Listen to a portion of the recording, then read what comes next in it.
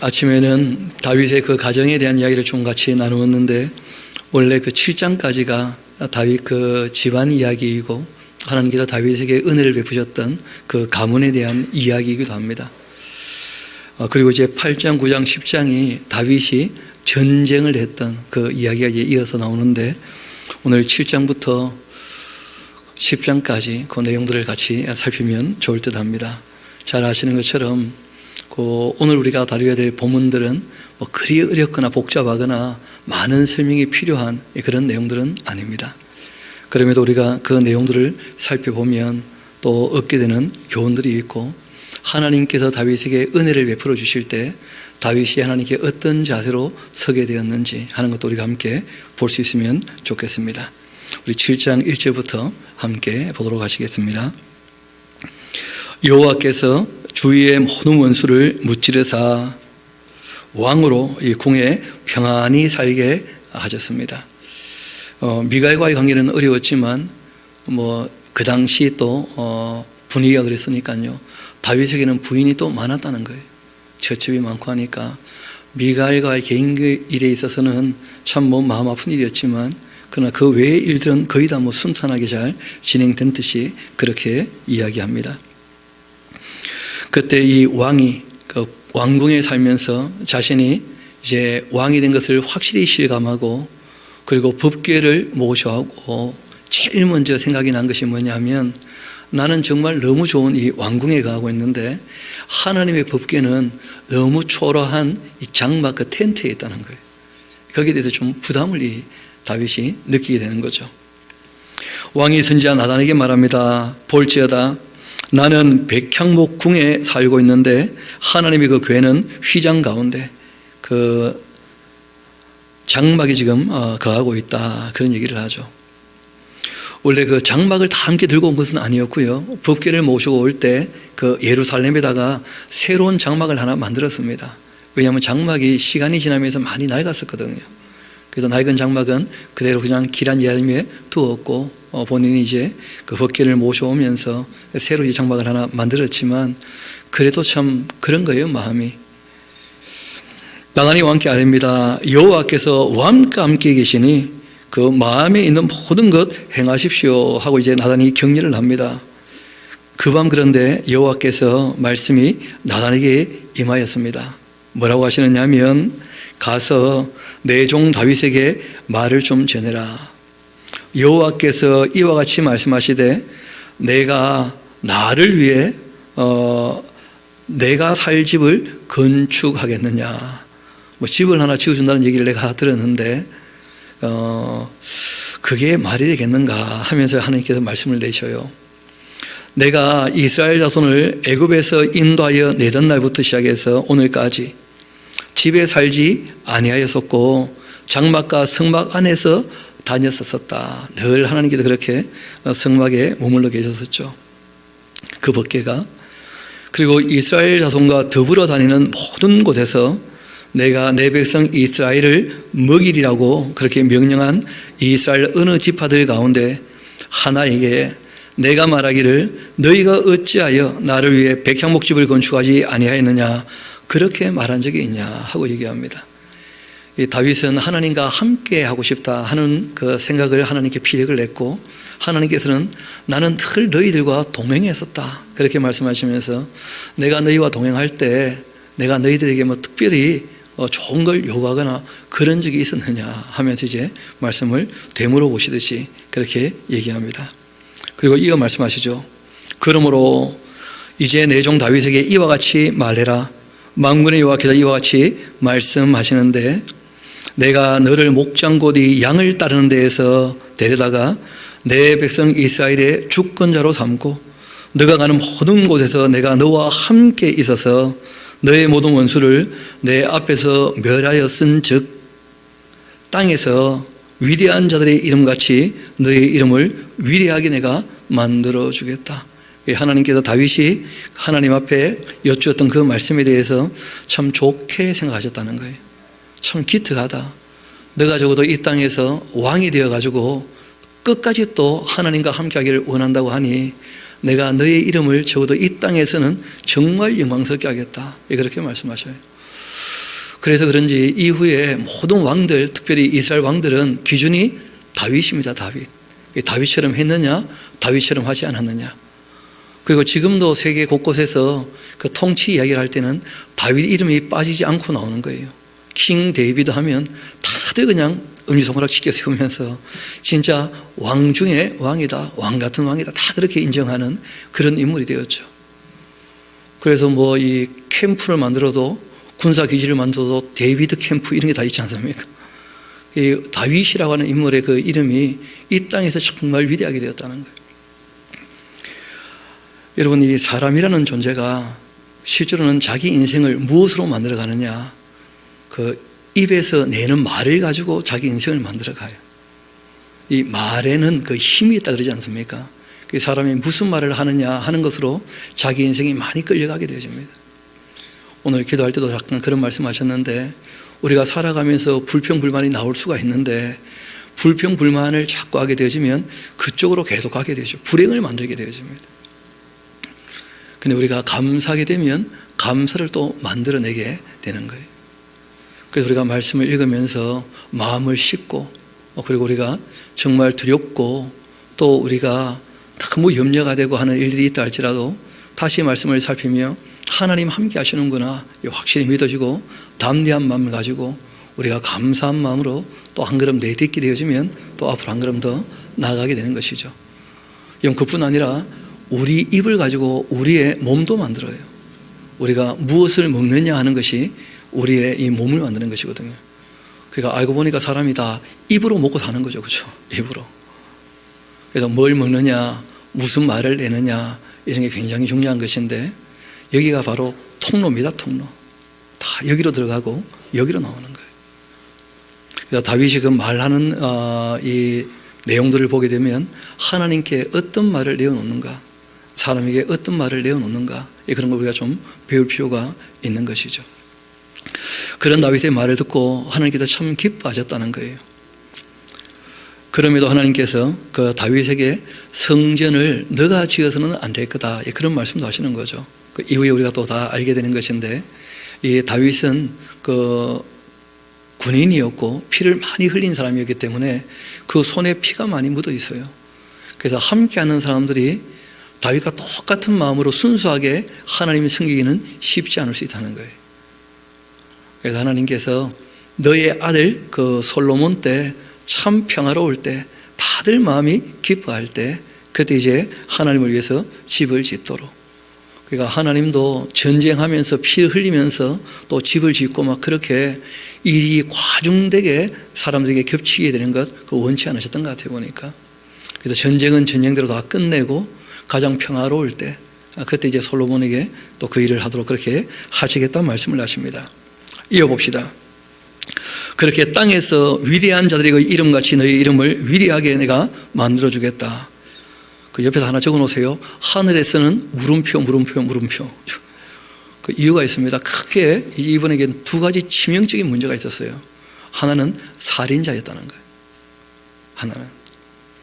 또 하나는 잘 아시는 것처럼 처첩이 많았다는 거예요. 그래서 이 땅과 하늘에서 어떻게 될지는 더 두고 봐야 될 문제인데, 여하튼 이 땅에서는 정치인으로서는 다윗 같은 인물이 없었다는 거예요. 하나님 보실 때 너무 잘했다는 것이죠. 내가 또 내 백성 이스라엘을 위하여서 그 한 곳을 정하여 그를 심고 그를 거주하게 하고 또 다시 옮기지 못하게 하며 악한 종류로 전과 같이 그들을 해치지 못하게 이렇게 하겠다. 그리고 전에 내가 이 사사에게 명령하여 내 백성 이스라엘을 다지던 때와 같이 아니하게 하고 말씀하십니다. 여러분, 사사 시대에는 참 우여곡절이 많았지 않습니까? 그렇죠? 그들이 먼저 괴로우면 사사를 세워서 건져주시고, 사사 시대 동안은 좀 잘했다가 또 그들이 하나님을 배신하면 또 사사를 세워주시고, 이런 식으로 이제 쭉 이야기가 전개되는데, 그때 그 역사가가 이렇게 말미에 몇 자 적어 놓죠. 그때에는 왕이 없었기 때문에 그 이스라엘 백성들이 다 각기 자기 소견에 오른 대로 행하였다, 그런 표현이 나와요. 거기 이제 짝될 만한 그런 말씀이에요.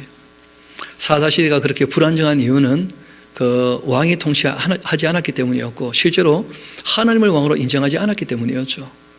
그래서 이제 다윗이 하나님을 자신의 왕으로, 그리고 하나님께서 그런 마음을 갖고 있는 다윗을 그 나라의 왕으로, 그래서 참 이때는 평안하고 안정된 그런 이제 시대가 됩니다. 이어봅시다. 전에 내가 사사에게 명령하여 내 백성 이스라엘을 다스리던 때와 같이 아니하게 하고 너를 그 모든 원수에게서 벗어나서 편히 쉬게 하겠다.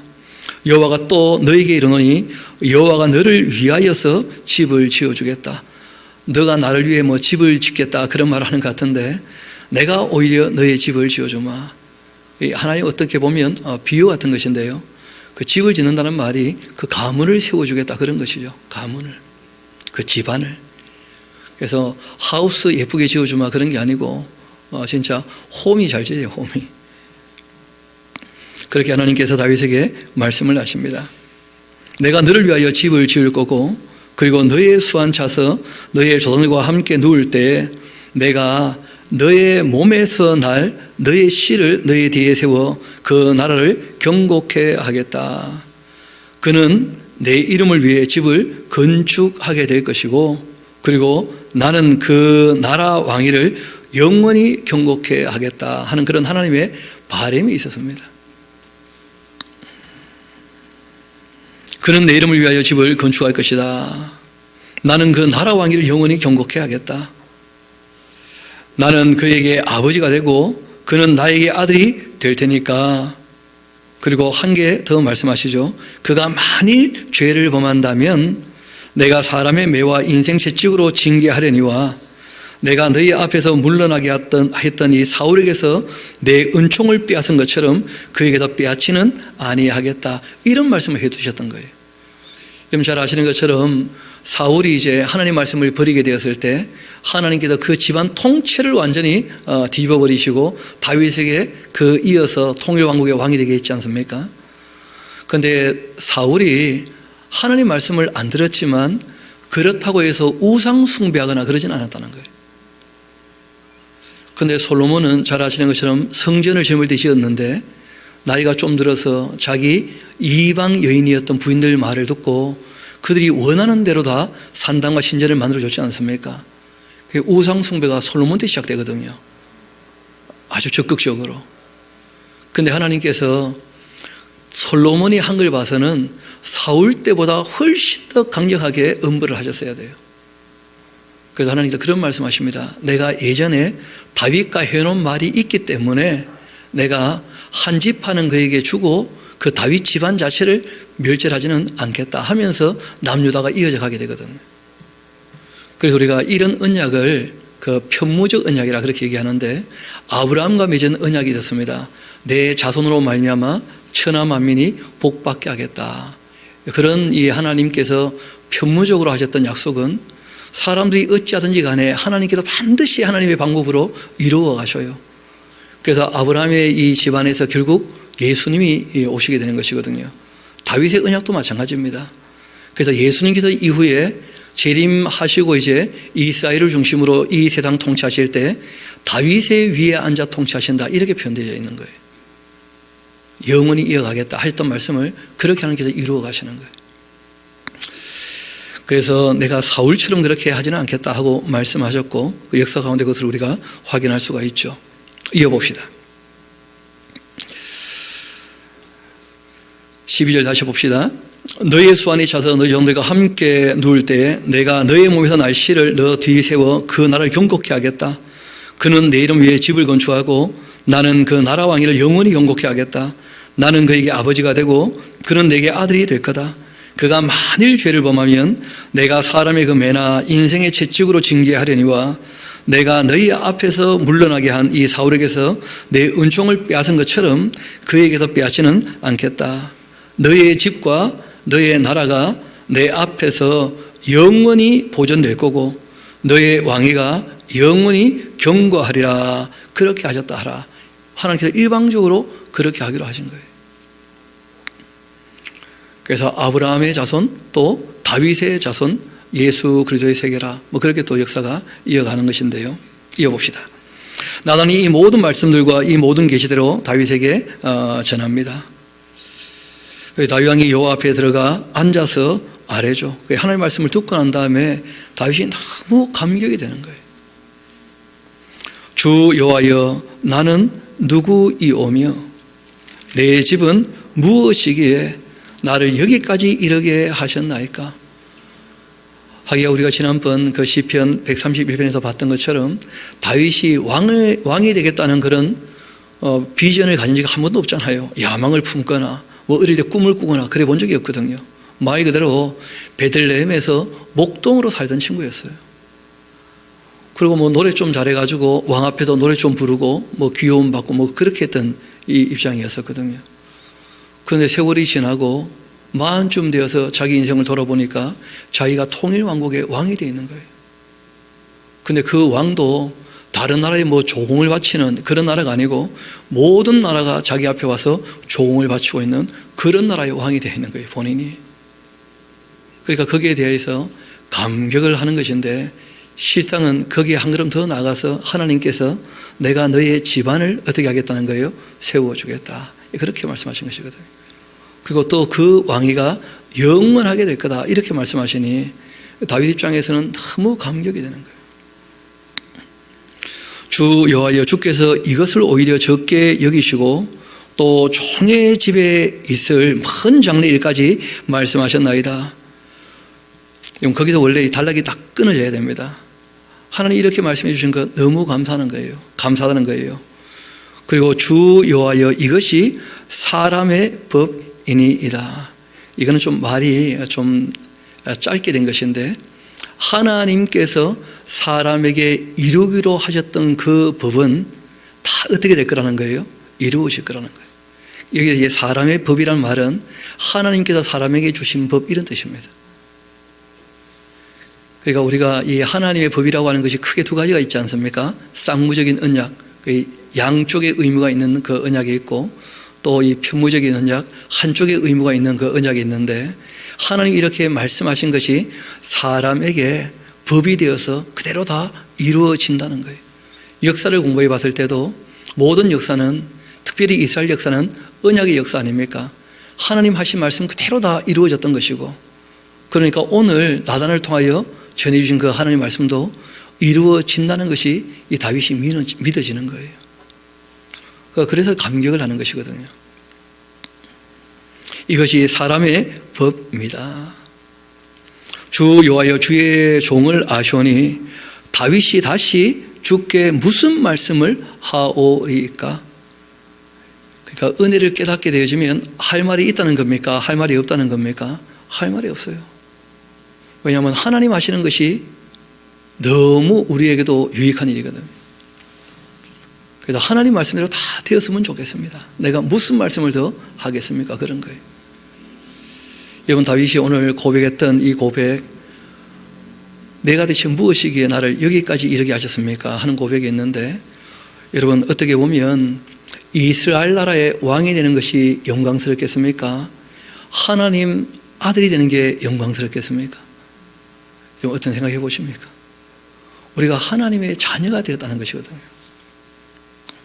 이 다윗이 하나님께 감격하는 것 같은 그 이상의 감격이 저와 여러분에게 있게 되기를 소망합니다.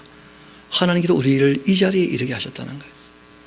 하나님 말씀을 알아듣게도 하시고 하나님을 믿기도 하시고 거듭나게도 하시고 하나님의 나라에 대해서 약속으로 보장해 주시고 우리가 하나님의 자녀 되었고 하나님 나라를 유업으로 이어받을 거라는 거예요. 정말 이런 신령한 복이 저와 여러분에게 있는 줄 믿습니다. 그게 에베소에서 얘기하는 교회에 주신 영광인 것이죠. 신령한 복을 우리에게 주신 것이죠. 다윗이 하나님의 이 은혜 앞에 정말 감격하고 감사합니다. 내가 무슨 말씀을 하오리까? 주님의 그 말씀으로 말미암아 주님의 그 뜻대로 이 모든 큰 일을 행하사 주의 종에게 그걸 미리 다 알게 하셨나이다. 그런즉 주 여호와여, 주는 위대하십니다. 이는 우리 귀로 들은 대로 주와 같은 이가 없고 주 외에는 신이 없음이니이다. 그러니까 다윗도 하나님을 어떻게 알았습니까? 귀로 들은 대로 늘 듣고 배웠다는 거예요. 말씀을. 그리고 하나님 어떤 분인지에 대한 올바른 신앙 고백이 있었다는 거예요. 그 인격적인 신앙이에요. 우리 귀로 들은 대로는. 이분도 들어보니까 이스라엘의 그 하나님 여호와 하나님 이외에는 다른 신들은 다 뭐라는 거예요? 다 거짓이라는 거예요. 당연히 그렇지 않겠습니까? 사람이 손으로 만든 것은 당연히 신이 아니니까. 그 역사를 상고해 보면 들어보면 알잖아요. 무엇이 참인지 무엇이 거짓인지. 그래서 이분이 그 역사를 회고하며 신앙을 고백하죠. 땅의 어느 한 나라가 주의 백성 이스라엘과 같으니까 하나님이 가서 구속하사 자기 백성으로 삼아 주의 명성을 내시며 그들을 위하여 큰 일을, 주의 땅을 위하여 두려운 일을 애국과 많은 나라들과 그 신들에게 구속하신 백성 앞에서 행하셨사오며 주께도 주의 백성 이스라엘을 세우사 영원히 주의 백성으로 삼으셨사오니 여호와여 주께서 그들의 하나님이 되셨나이다. 여호와 하나님이여 이제 주의 종과 종의 집에 대하여 말씀하신 것 영원히 세우시며 말씀하신 대로 행하셔서 사람이 영원히 주의 이름을 크게 높여 이르기를 만군의 여호와는 이스라엘의 하나님이라 그렇게 하게 하옵시며 주의 종 다윗의 집이 주 앞에 견고하게 하옵소서. 그 다윗이 출애굽 사건을 돌이켜보면서 하나님 하신 일 같은 일을 하신 분이 누가 있습니까? 그 출애굽 사건은 그때 있었던 사건 아닙니까? 그렇죠? 거기에 계시되었던 그 하나님을 다윗은 귀로 듣고 배워서 똑같이 그 하나님을 믿었다는 거 아니에요. 우리도 똑같이 귀로 듣고 그 하나님을 믿게 된 줄로 믿습니다. 그게 신앙인 것이거든요. 그래서 하나님 하신 일을 역사로 배웠는데 그것이 너무나 옳고 그 하나님은 다른 나라가 아니라 이스라엘 나라를 통하여 자신을 계시하셨다는 거예요. 온 인류에게. 그래서 우리가 이스라엘 역사를 언약의 역사라 하면서 또 뭐라고 합니까? 계시의 역사라 그렇게 얘기하는 거예요. 그래서 우리가 굳이 이 이스라엘 역사처럼 보이는 이 내용들을 읽고 듣고 배우는 이유가 이 역사를 통하여 하나님께서 온 인류에게 자신을 계시하시기 때문에 이 다윗이 하나님 앞에 그렇게 고백합니다. 여러 나라 신들 이야기를 내가 다 들어봤지만 이스라엘이 믿는 그 하나님이야말로 진짜 신이라는 거예요. 이어봅시다. 여호와는 이스라엘의 하나님이라 그렇게 하게 하옵시며 주의 종 다윗의 집이 주 앞에 견고하게 하옵소서. 만군의 여호와 이스라엘의 하나님이여 주의 종의 길을 여시고 이르시기를 내가 너를 위하여 집을 세우리라 그렇게 하셨으므로 종이 이 기도로 주께 간구할 마음이 생겼나이다. 그러니까 여러분 하나님의 약속이 있기 때문에 하나님께 뭐 할 수 있다는 거예요? 기도할 수 있다는 거예요. 그 뜻이 이루어지기를. 그래서 했던 기도가 있는데 주 여호와여 오직 주는 하나님이시라. 주의 말씀들이 참되시니이다. 주께서 이 좋은 것을 주의 종에게 말씀하셨사오니 이제 청컨대 종의 집에 복을 주시고 주의 앞에 영원히 있게 하옵소서. 주 여호와께서 말씀하셨사오니 주의 종의 집이 영원히 복을 받게 하옵소서. 그렇게 아뢰었던 겁니다. 그러니까 여러분 그 하나님께서 다윗처럼 우리에게 약속하신 것도 없는데 이것도 표구로 해가지고 종의 집이 영원히 복을 받게 하옵소서 걸어놔봤자 별로 의미가 없어요. 거기 하나 적어놓으세요. 다윗에게 국한된 얘기다. 하나님께서 그 대를 이어 왕이 되게 하고 더 다윗 왕가가 무너지지 않게 하고 이후에 다윗의 위에 앉아서 메시아가 통치하는 그 다윗의 그 나라 이스라엘 나라를 통하여 계시된 그 하나님께서 통치하시는 그 나라가 되게 하겠다는 데 있어서 다윗이 아멘하고 응답한 것이었지 이게 개인적으로 다 다윗이 받은 복 같은 복 나도 다 받겠다 그렇게 얘기된 게 아니에요. 전혀. 이건 다윗에게 국한된 얘기입니다. 다윗에게 직접 특별히 하신 말씀이 있잖아요. 그렇죠? 주님 말씀하신 대로 종의 집이 그렇게 복 받기를 원합니다 하는 거예요. 우리는 보편적으로 주신 복이 있지 않습니까? 우리 잠깐 얘기를 했지만 한번 다시 에베소서 1장으로 가서 우리에게 주신 복 좀 챙겨봅시다. 다윗 것만 자꾸 보니까 좀 섭섭한 모양인데 우리 에베소서 1장 같이 안 가서 우리에게 주신 복도 좀 챙겨보고 다시 돌아옵시다.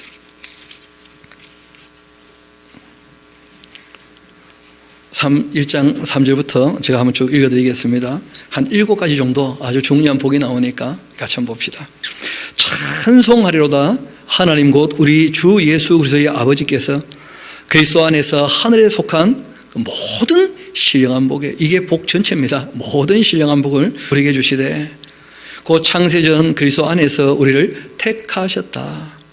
우리로 사랑 안에서 그 앞에 거룩하고 흠 없게 하시려고 그 기쁘신 뜻대로 우리를 예정하셨다. 그리고 예수 그리스도로 말미암아 자기의 그 아들들이 되게 하셨다. 그 하나 적어놓으세요. 딸은 없다. 적어놓으세요. 딸은 없어요. 그러니까 한번 말씀드렸죠. 왜 아들이라 얘기를 했느냐 하면 주님 앞에는 남자 여자가 없다는 거예요.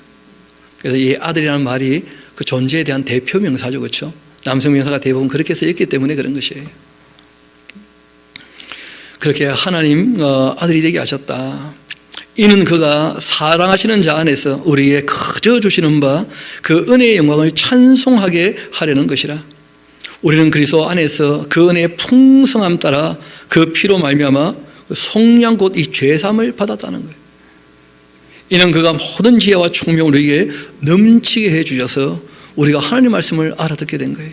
지혜와 총명을 넘치게 하셔서 그 뜻의 비밀까지도 우리에게 다 알려주셨어요. 하나님께서 어떻게 우리를 사랑하셨는지 예수 그리스도로 말미암아 우리에게 하나님의 그 사랑을, 세상 사람들은 모르지 않습니까? 하나님께서 사랑하시는데도 그 사랑 깨닫지 못해요. 이유가 있는데 비밀이기 때문에. 아는 사람은 아는 것이고 모르는 사람은 몰라요. 아무리 얘기를 해도 비밀이기 때문에 그래요. 그런데 그 비밀을 우리에게는 알려주셨다는 거예요. 하나님이 얼마나 우리를 사랑하시는지. 또 그의 기뻐하심을 따라 그리스도 안에서 때가 찬 경륜을 위하여 예정하신 것이니 하늘에 있는 것이나 땅에 있는 것 다 그리스도 안에서 통일되게 하려고 하심이라. 그 모든 일을 그 뜻에 결정하신 대로 일하시는 이의 계획 따라 우리가 예정 입어 그 안에서 기업이 되었으니까, 그러니까 택함 받았고 예정함을 입었고 그 자녀가 되었고 죄의 용서함을 받았고 지혜와 총명을 얻게 되었고, 그리고 그 비밀을 깨닫게 된 사람들을 뭐라고 얘기한다는 거예요? 그 하나님의 기업이다, 이렇게 얘기하는 거예요. 그 기업된 사람들 이 땅에 아직 있지 않습니까? 영원한 궁극적인 하나님의 나라에 가기 전까지. 그래서 기업된 사람들에게 뭘 하셨느냐 이어봅시다. 그 기업이 되게 하셨는데, 이는 우리가 그리스도 안에서 처음부터 바라던 그 영광의 찬송이 되게 하려고 하심이라. 그 안에서 너희도 진리의 그 말씀, 곧 너희의 구원의 그 복음을 듣고서 그 안에서 또한 믿어 약속의 성령으로 어떻게 하셨다고요? 인을 치셨다는 거예요. 하나님께서 이거는 내 것하고 도장을 딱 찍어 놓으셨어요. 이러한 복이 저와 여러분에게 있는 줄 믿습니다. 이는 우리 기업의 보증이 되셔서 그 얻으신 것을 속량하시고 그 영광을 찬송하게 하려 하심이라. 그래서 예수님도 우리의 중보 보증이 되시는 분이시고 성령님도 우리의 보증이 되시는 분이시죠. 하나님께서 우리를 보증하시니까, 그러니까 누가 감히 우리를 건드리겠는가, 뭐 그런 것이죠. 악한 이 영들이 어찌 주님의 교회를 흔들겠는가. 그러니까 본인만 도망 안 가면 아무 문제 없습니다. 근데 본인이 도망가는 것은 하나님도 못 말려요.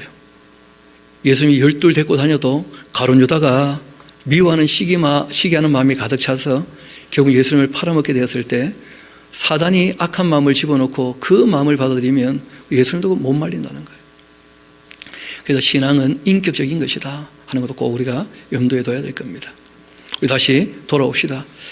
그러고 보니까 다윗이 받은 게 커요? 우리가 받은 게 커요? 근데 별로 안 좋아하는 얼굴인데 보니까 알고 보면 우리가 훨씬 많은 걸 받았어요. 다윗은 약속으로 받았지만 우리는 직접 받은 게 더 많거든요. 그렇지 않습니까? 우리 다시 본문으로 돌아갑시다. 8장 이제 9장 10장 이어서 전부 전쟁 이야기인데, 그 전쟁 이야기는 굉장히 단순합니다.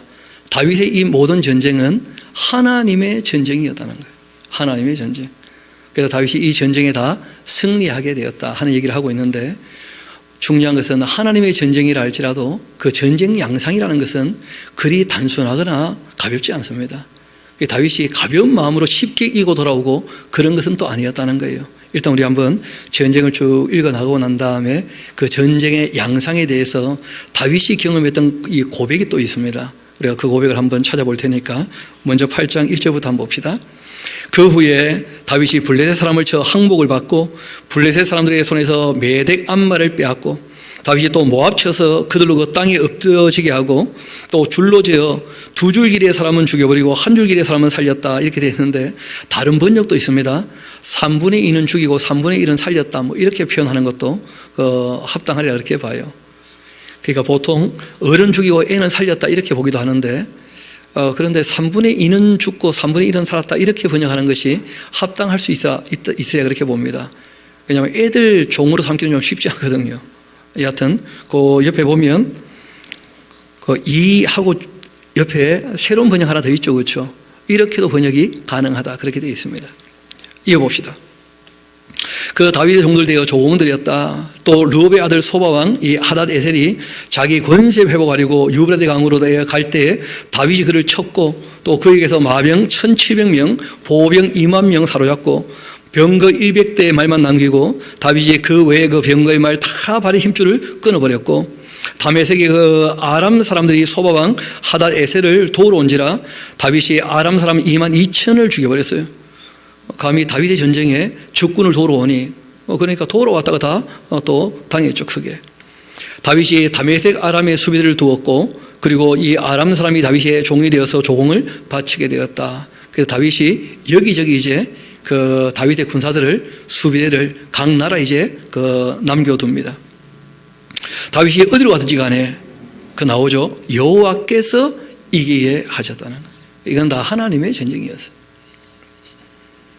다윗이 하닷 에셀의 그 신복들이 가졌던 금방패를 빼앗아 예루살렘에 가져오고 또 다윗 왕이 하닷 에셀의 그 고을 베다와 베로데에서 매우 많은 옷을 빼앗아 왔고 하맛 왕 이 도이가 다윗이 하닷 에셀의 온 군대를 쳐서 무찔렀다 함을 듣고서는 도이가 그 아들 요람을 보내서 다윗 왕의 무난하고 축복하게 했는데 이는 하닷 에셀이 도이와 더불어 전쟁이 있던 터에 다윗이 하닷 에셀을 쳐서 무찌름이라. 요람이 은그릇과 금그릇과 녹그릇을 가지고 다윗에게 이제 바치게 되었고 다윗 왕이 그것도 여호와께 드렸다는 거예요. 이유를 아시겠죠? 이 전쟁은 누구의 전쟁이었다고요? 여호와의 전쟁. 여호와께서 이기게 하셨으니까 그때 전리품은 다 누구 거라는 거예요? 하나님의 것이다 해서 하나님께 드렸다는 거죠. 그가 정복한 모든 나라에 얻었던 은금 곧 이 아람과 모압과 암몬 자손과 블레셋 사람과 아말렉에서 얻은 것들과 또 소바왕 르홉의 그 아들 하닷 에셀에게서 노력한 것 다 하나님께 그렇게 드렸다 그렇게 되어 있습니다. 또 이 다윗이 소금 골짜기에서 그 에돔 사람 18,000을 쳐 죽이고 돌아왔는데 그 명성을 그렇게 떨치게 되었다. 다윗이 또 에돔에도 수비대를 두었고 온 에돔에 수비대를 두었고 이 에돔 사람이 다 다윗의 종이 되었고 다윗이 어디로 가든지 간에 여호와께서 이기게 그렇게 하셨다 하면서 하나님의 전쟁이었다 그런 것을 밝히고 있습니다. 이렇게 다윗이 온 이스라엘을 다스려 다윗의 모든 백성에게 그 아주 중요한 얘기가 나오죠. 다윗의 정치인데 정의와 공의를 행할세. 이게 정치인의 역할이라는 거예요. 정의와 공의를 행하는 것. 그래서 행정적인 일을 가지고 모든 백성을 좀 공평하게 그리고 사법적인 일을 가지고 정말 모든 백성들 억울한 사람 없도록 그 판결은 정직하게 해야 되는 거예요. 정직하게. 그래서 우리가 위정하지 않도록 특별히 계명에서도 말씀을 하시는 것인데 정의와 공의 이런 것이 하나님 통치의 원리이며 보좌의 기초이고 다윗이 그렇게 정의와 공의로 일을 했다는 거예요. 그리고 솔로몬이 그런 아버지 정치에 한 말씀 더 붙인 게 있죠. 그게 뭐냐면 성실함과 그런 게 붙어 있어요. 그러니까 우리가 가끔씩 정직하고 공의로울 때 있다 그러면 안 됩니다. 항상 성실해야 돼요. 성실. 사람이야 살다 보면 가끔 못되기도 하고 가끔 착하기도 하고 그렇게 하면 안 되고요. 항상 착하다가 가끔 못됐다가 빨리 정신 차리고 돌아오고 이렇게 해야지 늘 못됐다가 가끔 착했다가 뭐 또 못됐다가 그런 식으로 하면 안 돼. 세상은 어느 길로 가고 있는가 하는 것을 성경이 우리에게 얘기합니다. 하나님께서 악한 사람이 자기 죄악 중에 망하는 것을 원치 않고 다 돌이켜 사는 것을 원하시는 분이시거든요. 다윗은 하나님이 원하시는 그 정치를 한 인물이었습니다.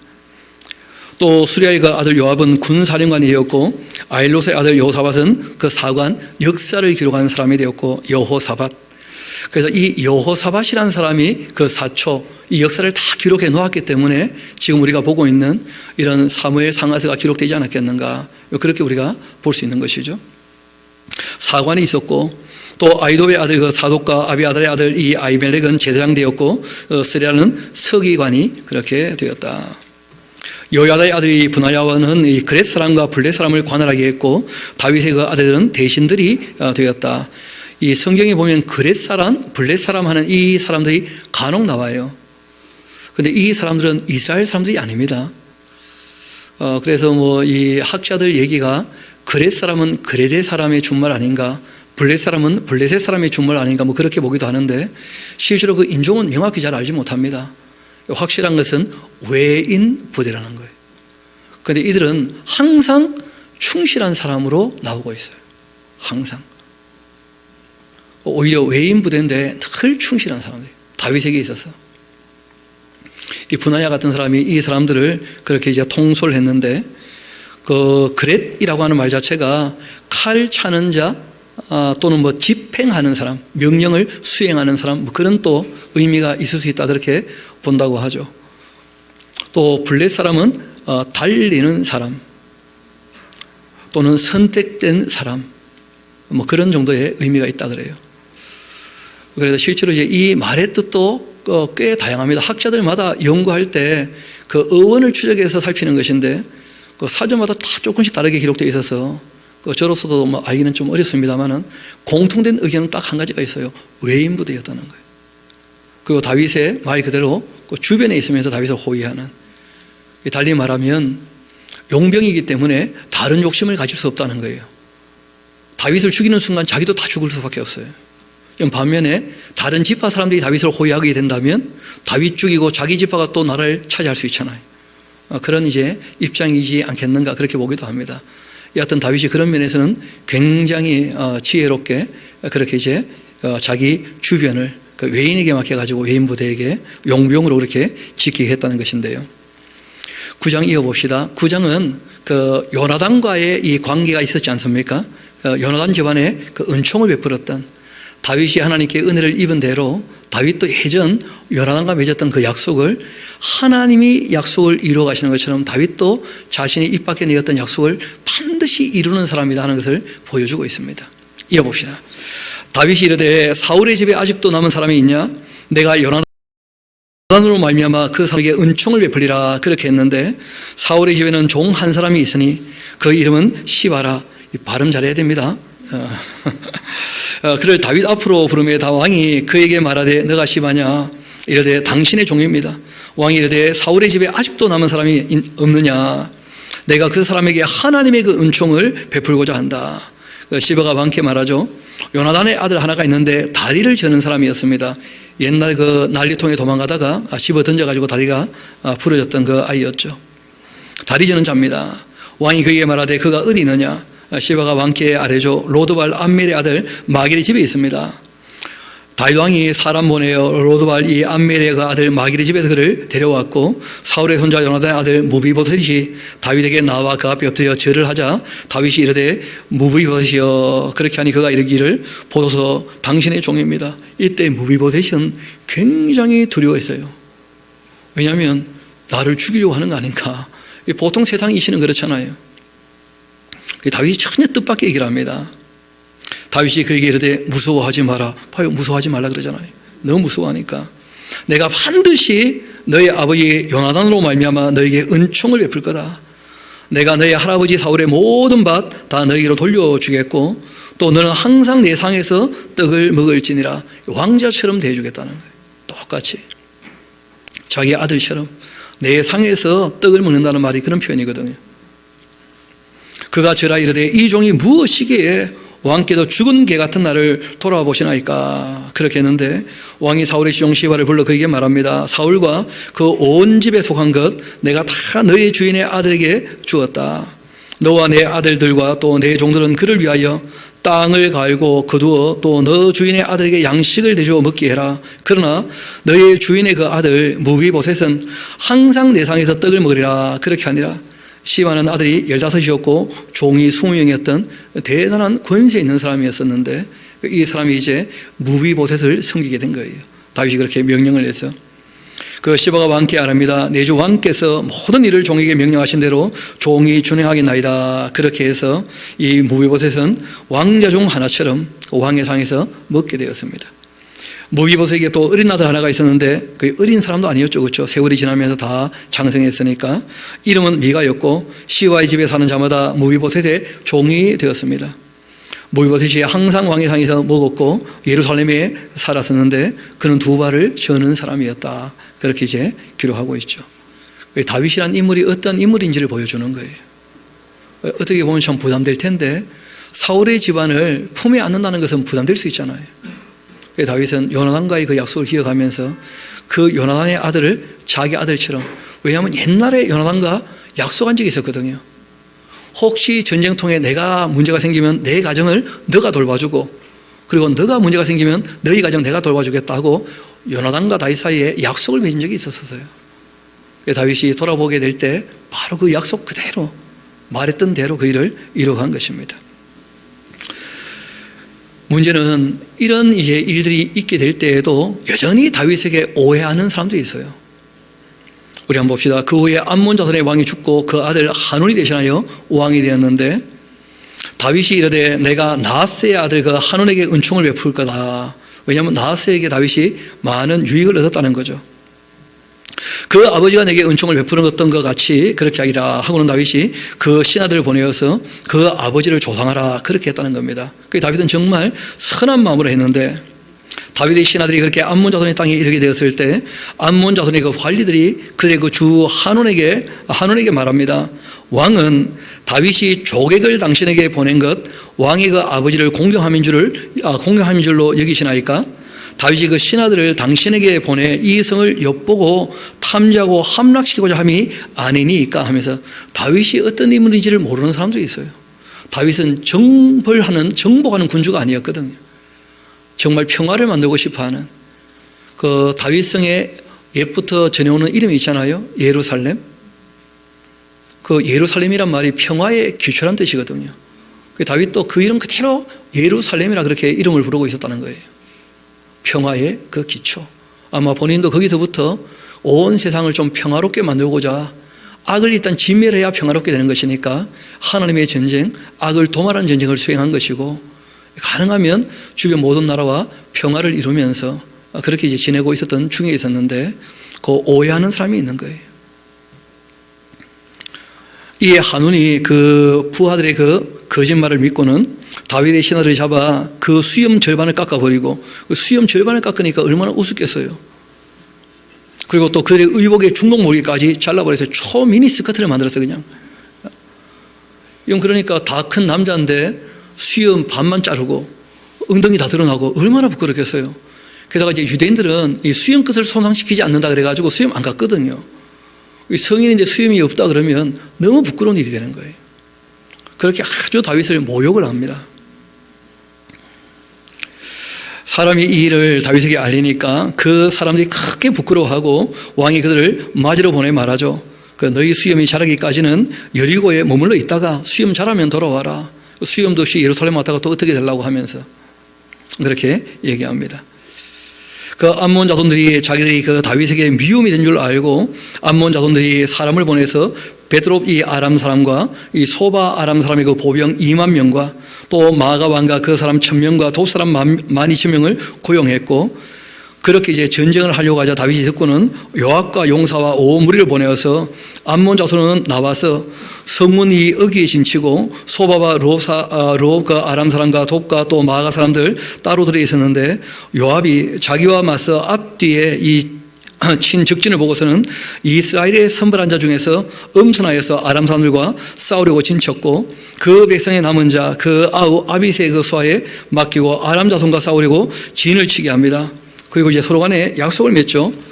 이르되 만일 아람 사람이 나보다 강하면 너가 나를 돕고 만일 암몬 자손이 너보다 강하면 내가 가서 너를 돕겠다. 너는 담대하라. 우리가 우리 백성과 우리 하나님의 그 성읍들을 위하여 담대하자 하고는 여호와께서 선히 여기시는 대로 행하기를 원하노라. 그렇게 격려하고 여호와가 그와 함께한 이 백성이 아람 사람을 그렇게 대항하여 싸우려 나갔는데 그들이 그 앞에서 도망하기 시작합니다. 뭐 서로 와서 도와줄 것도 없이 큰 승리를 거두게 됩니다. 그렇게 암몬 자손은 아람 사람이 도망함을 보고 그들도 아비새 앞에 도망하여 성읍으로 들어간지라. 요압이 암몬 사람의 자손을 떠나 예루살렘으로 돌아갔고 아람 사람이 또 자기가 이스라엘 앞에서 패하였음을 보고는 다 모임에 하다데셀이 사람을 보내 강 저쪽에 있는 건너쪽에 있는 아람 사람을 불러내매 그리 또 헬렘이 이르니 하다데셀의 군사령관 소박이 그들을 거느린지라.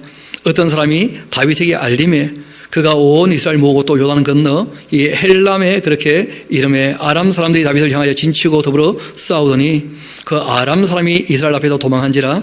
다윗이 아람 병거 700대 마병 4만 명 죽여버리고 또 그 군사령관 소박을 치매 거기서 죽으니라.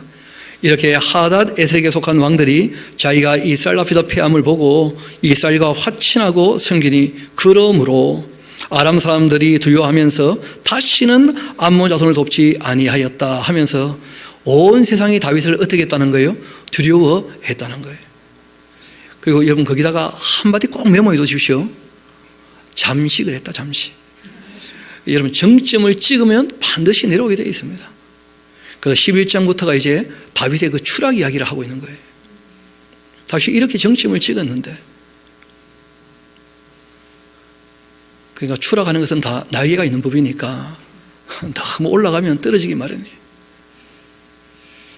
여러분 다윗이 이런 전쟁을 우리가 지금 쭉 읽을 때는 너무 쉽게 승리한 것처럼 보이지 않습니까? 우리가 종종 이렇게 간증을 들을 때도 있고 또 말씀을 배울 때도 있는데 다른 사람의 인생은 너무 쉽게 풀리는 것처럼 보이지 않습니까? 나만 좀 힘든 것처럼 여겨지지 않습니까? 똑같아요 보니까.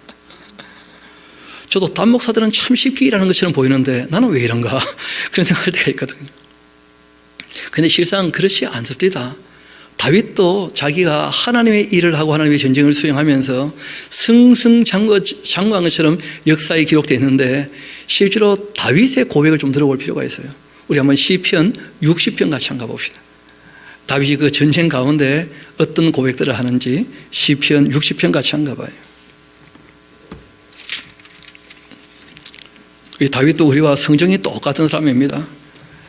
좀 일이 힘들고 어려우면 하나님이 나를 버리셨나? 내가 무슨 죄를 지었나? 뭐 늘 그렇게 고민하게 되고 그럼에도 이제 마지막 하나님께 무릎을 꿇어서 그래서 이분이 신앙을 고백해야 되는 것인데 우리 한번 60편 다윗이 교훈하기를 위해 지었던 믹담이라는 거예요. 이 교훈, 인생에 대한 교훈을 좀 얻으라는 거예요. 사람들이 다 다윗에게 쉽게 뭐를 성취한 것처럼 오해를 하니까 다윗이 결코 그렇지 않다 하는 어떤 교훈을 하고 싶었던 거예요. 인생 그렇게 만만치 않다는 거예요. 인도자를 따라 이 스닷 에노시라고 하는 그 곡조에 맞춘 노래인데 다윗이 나엘람과 또 아람 소바와 싸우는 중 또 요압이 돌아와서 에돔을 소금 골짜기에서 쳐서 12,000명 여러분 그 역사에는 18,000명 되어 있죠. 그 숫자가 어느 게 옳은지는 잘 몰라요. 가끔씩 이런 숫자적 오차는 있다는 말씀을 드렸죠. 왜냐하면 이 당시에는 아라비아 숫자를 쓴 것이 아니었거든요. 그러다 보니까 이제 그런 숫자적인 오차는 조금 있습니다만은 그 내용은 확실하죠. 아람과 싸울 때 또 이제 그 에돔과 전쟁하게 되었을 때 결과는 대승리를 거두는 겁니다. 대승리를. 근데 그 전쟁 가운데 어떤 우여곡절이 있었는지에 대한 고백이 좀 있는 거예요. 우리 한번 봅시다. 하나님이여 주께서 우리를 버려서 흩으셨고 다윗이 큰 곤란을 겪은 적이 있었다는 거예요. 분노하셨사오나 지금은 이제 우리를 회복시키신 것입니다 하면서 결론부터 얘기해놓고 이제 얘기합니다. 주께서 땅을 진동시키사 갈라지게 하셨사오니 그 틈을 기워주십시오. 땅이 흔들림이니이다. 전쟁할 때 그 지진이 일어나게 되면 적군만 놀랍니까? 우리도 아군도 놀랍니까? 그거 다 놀라는 거죠. 그러니까 땅이 막 흔들렸다 이렇게 얘기하고 있어요. 그때 본인들 때문에 하나님께서 진노하셨는가 그래 깜짝 놀랐었다는 거예요. 이어봅시다. 주께서 주의 백성에게 어려움을 보이셨고 비틀거리게 하는 그 포도주를 우리에게 마시게 하셨나이다. 너무 힘들고 어렵고 너무 많이 비틀거렸다는 거예요. 어떻게 해야 될지는 몰라가지고 술 취한 사람이 비틀거리는 것처럼. 주를 경외하는 자에게 깃발 주시고 진리를 위하여 달게 하셨나이다. 그럼에도 다윗은 무엇을 위해 싸웠다는 거예요? 진리를 위하여서. 진리의 그 깃발을 걸고 싸운 거예요. 하나님 편에 서서. 주께서 사랑하시는 자를 건지시기 위해 주의 오른손으로 구원하시고 응답하여 주옵소서. 하나님이 그 거룩하심으로 말씀하시되 내가 뛰놀리라, 내가 세겜 나누며 수꽃 골짜기를 측량하리라. 길랏도 내 것이고 므낫세도 내 것이며 에브라임은 내 머리에 투구고 유다는 나의 규며. 이스라엘 백성들을 위해서 모압을 목욕통으로, 에돔은 또 나의 신발을 던지는, 그러니까 이 목욕통이다 신발을 던진다 하는 말은 다 노예로 삼는다 그런 뜻입니다. 주변 나라들이 다 노예가 된다 그런 것인데, 그러니까 목욕할 물을 또 얻는 사람들, 또 신발 갖고 와가지고 앞에 나란히 놓는 이런 사람들, 뭐 그런 정도의 의미예요. 블레셋아 나로 말미암아 외쳐라 그렇게 하셨도다. 누가 나를 이끌어 경관성에 드리며 누가 나를 에돔에 인도할꼬. 하나님이여 주께서 우리를 버리지 아니하셨나이까. 다윗이 에돔과 전쟁할 때 하나님께 버림받은 것 같은 위기를 경험한 적도 있다는 거예요. 하나님이여 주께서 우리 군대와 함께 나가지 아니하시나이다. 그런 오해가 일어날 만큼 아주 어려운 일들을 겪었다는 거예요, 다윗이. 이것이 뭐 그 한 번이겠습니까? 모든 전쟁에 마찬가지거든요. 그럼 전쟁 양상에 쉽게 이기는 전쟁이 어디 있습니까? 그러니까 그 칼을 휘두르고 칼을 또 막아내고 그리고 이제 어쩌다가 또 이기는 것처럼 보이고 또 큰 위기 가운데 막 이 무기를 놓치고 도망갔다가 또 돌아와서 또 이기고 결과적으로 이제 이겼지만 그 과정은 전쟁이었다는 거예요. 또 하나님께서는 도우시겠다고 막 이 땅을 뒤흔들면 이게 적군을 위하여 흔드는 것인지 우리를 위하여 흔드는 것인지 그거 어떻게 다 알겠어요, 그걸. 끝나고 난 다음에 보니까 하나님이 도우신 게 너무나 확실한데, 근데 그 과정 가운데 참 많은 오해도 있고 두려움도 있고 그랬다는 거예요. 그래서 우리가 그 바울의 고백을 꼭 기억합시다. 하나님을 사랑한다면, 그 뜻을 따라 우리가 살고 있다면 모든 것이 합력하여 선을 이루게 될 줄 믿으시기 바랍니다. 그 믿음이 있어야 우리가 흔들리지 않는 거예요. 그런 믿음이 없으면 흔들립니다. 내가 어디에 서 있는가 그걸 명확히 해야 되겠죠, 그렇죠? 그런데도 실상 그런 일들이 벌어지게 되고 어려움이 닥치면 또 사람이 약하거든요. 흔들리기 마련이에요. 흔들리는 것도 이상하게 여기지 마십시다. 그거 적어놓으세요. 다윗도 흔들린다. 갈라해놓고 그것도 많이 적어놓으세요. 흔들리지만 그러나 그 뿌리가 하나님께 잇대어 있기 때문에 그래서 그 모든 과정을 통하여 신앙이 더 견고케 되는 것입니다. 이어 고백합니다. 우리 군대와 함께 하나님 왜 나가지 아니하십니까? 우리를 도와서 대적을 좀 치게 하십시오. 사람들의 구원은 다 헛된 것 아닙니까? 우리가 하나님을 의지하고 용감하게 행하리니 그는 우리의 대적을 밟으실 이심이로다. 다윗이 확실히 다시 이 신앙을 경고케 하고 이제 하나님의 그 전쟁, 진리를 위하여 깃발을 올리고 싸웠던 이 전쟁에서 본인이 승리했다는 거예요. 그래서 다윗이라는 인물이 그 자리에서 또 자신에게 주어진 그 일들을 감당할 때 쉽게 일이 다 풀린 것이 아니었다. 그걸 꼭 기억하시고 우리 인생에도 어떤 일을 우리가 경험할지 모르겠지만 그러나 우리가 정말 하나님과 잇대어 있는, 하나님과 함께하고 있는, 또 우리가 주님 말씀을 따라 주님 안에 가는 사람이라면 저도 여러분도 진리의 깃발을 앞에 내걸고 모든 난관을 능히 이겨나가면서 주님 앞에 서게 되기를 소망합니다. 우리 함께 기도하도록 하시겠습니다. 아버지 하나님 참 감사합니다. 오늘 저희들 다윗이 하나님께서 베푸신 은혜 앞에 고백했던 그 내용과 또 하나님께서 다윗을 통하여 제사장 나라의 역할을 감당케 하시고자 그렇게 행하셨던 하나님의 전쟁에 대한 이야기들을 함께 보게 되었습니다. 하나님의 일을 수행함에도 불구하고 때때로 참 많은 어려움을 겪으며 주님께서 돕지 않으시는지 또 함께하지 않으시는지 위기와 힘듦과 어려움을 겪을 때마다 마음이 흔들렸지만 그러나 다시 그 마음을 다잡고 진리의 깃발을 높이 올리면서 주님의 도우심을 확실히 확신하고 그 모든 두려운 마음을 떨쳐내며 끝까지 주님의 일을 감당했던 다윗의 모습도 우리가 보게 되었습니다. 아버지 하나님, 저희들도 이 땅에 살아갈 때 어떤 일이 우리 눈앞에 일어나게 될지 알지 못하지만 우리가 내일 일을 염려하는 것이 아니라 오늘 주어진 일들에 관하여 착하고 충실하게 우리가 잘 감당함으로써 주님께서 착하고 충성된 종하는 칭찬을 늘 듣는 그러한 걸음걸음을 성실하게 살기를 소망하오니 아버지 하나님, 연약한 저희를 붙잡아 주시고 주님의 도움의 손길로 인도하여 주옵소서. 모든 것을 주님께 의탁합니다. 감사드리며 우리 구주가 되시는 예수님 이름으로 기도합니다. 아멘.